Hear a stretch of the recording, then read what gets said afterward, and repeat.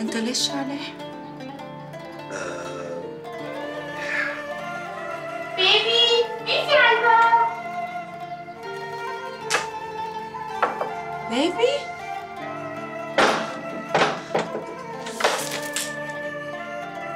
لك تفي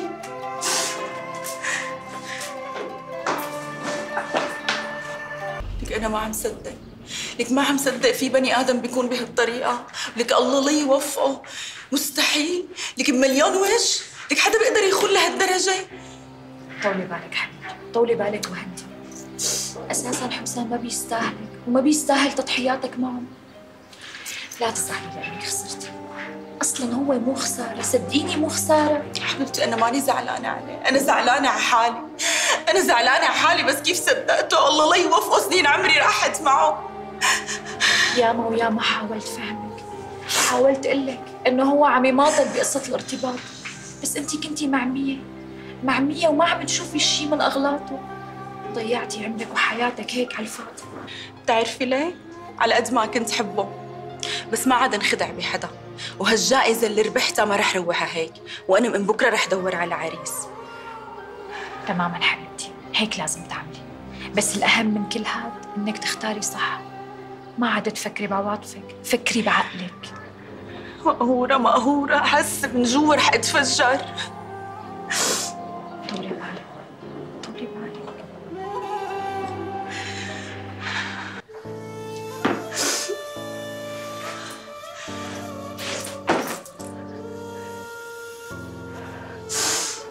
اللي رح أبكي.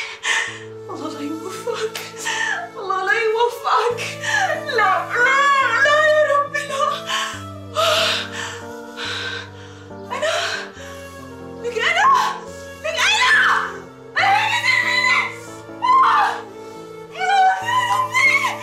لا يا الله لا.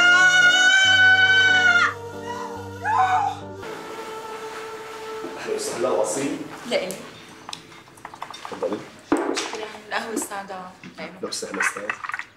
شفت كيف حافظة إنه قهوة سادة بعدك بتحبها؟ إيه يا ستي قولي لي، كيف خطرنا هيك على بالي؟ هلأ بصراحة ما خطرت على بالي هيك فجأة، أنا إلي فترة عم فكر وعم بتذكر أيام الجامعة كيف كنا كتير رفقات. والله أنا عندي فضول كبير أعرف شو هالموضوع اللي عاوزتيني فيه. ما حبيت أسألك على التليفون، قلت الموضوع بده قعدة وبده حكي، فلهيك تفضلي، أنا كلني آذان صار. هلأ أنا بصراحة لهلأ ما ارتبطت ولا فتت بعلاقة ولا كنت حابة ولا شيء. عن جد؟ لهلأ؟ أنا تزوجت وصار عندي بنوتة بتاخد العقل. أنا آسف قاطعتك، يمكن تفضلي كملي.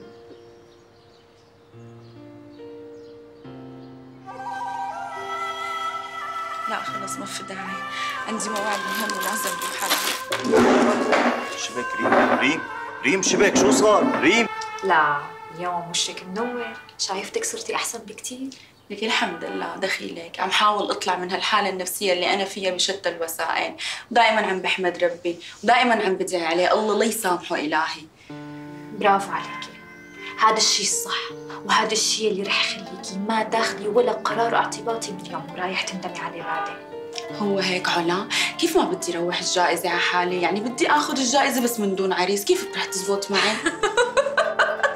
عرس من دون عريس؟ بتعرفي اذا بتعمليها لتصيري ترند على كل مواقع التواصل.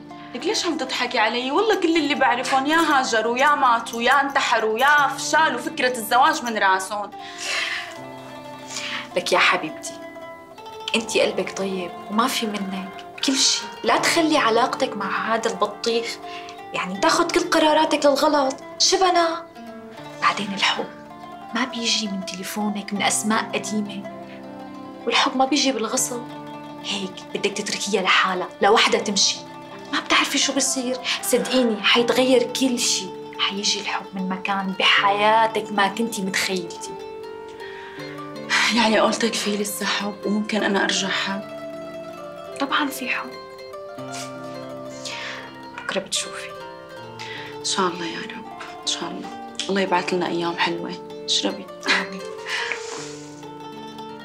آخ يا حبيبتي، بتعرفي أصعب شي علي لما بيخلص الوقت بصير بدي رجعك على بيت أهلك وارجع لحالي على بيتي. يلا هيك شو بتمنى نقدر نعمل عرس ونضل لحالنا كل الوقت على طول. نعمل عرس؟ انت اكيد عم تحلم. يا ريت. يا والله عم بحلم. أنا غرفة مو قادر أمن لحتى أمن بيت. لا ولا أحلى من هيك أهلك بدهم عرس. انت بتحبها عن جد؟ بس عفوا مين حضرتك؟ عم بسألك جاوبني، انت بتحبها عن جد؟ أكيد بحبها عن جد. طيب تفضل، هي بطاقة لتكاليف عرسكم، وإن شاء الله تكون بتستاهلها. أكيد عم تمزحي. لا ما عم بمزح، فيك تفتح وتشوف، بس بشرط تكون وفي ومخلص وتقدرها. أنا ما عم صدق. فيك تفتح وتشوف، وكمان شغلة تانية، أنا لازم أحضر العرس لأنه يمكن آخر حفلة بحضرها، والله يهنيكم ببعض.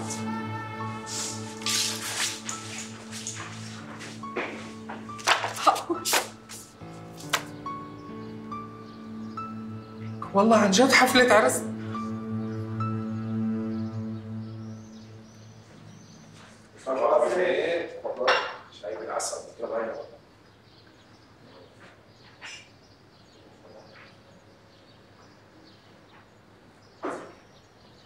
مرحبا يا أنسة. ممكن أقعد؟ بصراحة يا أنسة أنا كتير معجب فيكي، أنا على طول بشوفك هون بالكافيه، يعني بحبك من قلبي. ما بعرف كيف بدي اقول لك، انا بحسك على طول هيك بصفن فيكي رسمه ما في رسام بيحسن انه يرسمها. شوفي انا كثير حابب انه هيك اخطبك واتجوزك، وانا يعني حتى لو كنتي انت مرتبطه اكيد رح تفكي الارتباط، لانه هو اللي مرتبط فيكي ما رح يكون بيحبك انا اكثر مني. شوفي يا بنت الحلال، انا اسمي باسل، كنت مسافر برات البلد، أحوالي المادية كتير منيحة والحمد لله، وأموري تمام. من فترة أجيت هيك على البلد بسبب وفاة أمي الله يرحمها، وما صار لها أيام متوفية فترة قصيرة، وبدي هيك البنت اللي كون عم دور عليها على طول، ما لقيت غير أنت. صدقيني عم بحكي هذا الحكي من قلبي. أنا ما بتصور حياتي من دونك أنت، ما بتصور.